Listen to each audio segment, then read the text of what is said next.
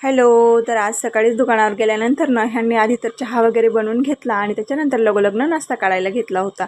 रेवा काही राहतच नव्हती. आम्ही कामात असलो ना की खूप जास्त रडते ती, म्हणून मग आम्ही एकजण तिला वागवतो आणि एकजण माल काढतो. आज त्यांचं माल काढायचं चाललं होतं आणि मी तिला सांभाळत होते. त्याच्यानंतर घरी आल्यानंतर ना दुपारच्या टायमिंगला तिला ना आजीसोबत किराणा आणायचं जायचं होतं दुकानावर, आणि दुकानावर जायचं ना तिला खूप जास्त आवड आहे, म्हणून ना तिच्याच हाताने नाही ते कॅन उचलत होती. तोलत नव्हती तरीसुद्धा उचलत होती. आजीच्या कडेवर सुद्धा बसायचं होतं आणि कॅनसुद्धा उचलायची होती. दोन्ही काही जमलं नाही, म्हणून मग आजीच्या हातात कॅन देऊन दिली. त्याच्यानंतर त्यांना संध्याकाळच्या टायमिंगला मला ना मुगाच्या दाण्याची भाजी बनवायची होती.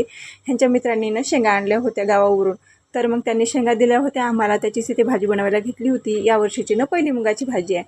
तर इथे ना मस्त अशी भाजी ना पहिल्यांदा बनवत होती. आणि आमच्या घरी ना हिरव्या मुगाची दाणे भाजी असो किंवा हिरव्या तुरीच्या दाण्याची अशी दाण्याची भाजी ना खूप जास्त आवडते. तर भाजी तर मस्त अशी दिसत आहे. आता भाजी बनवून झाली आहे आपली.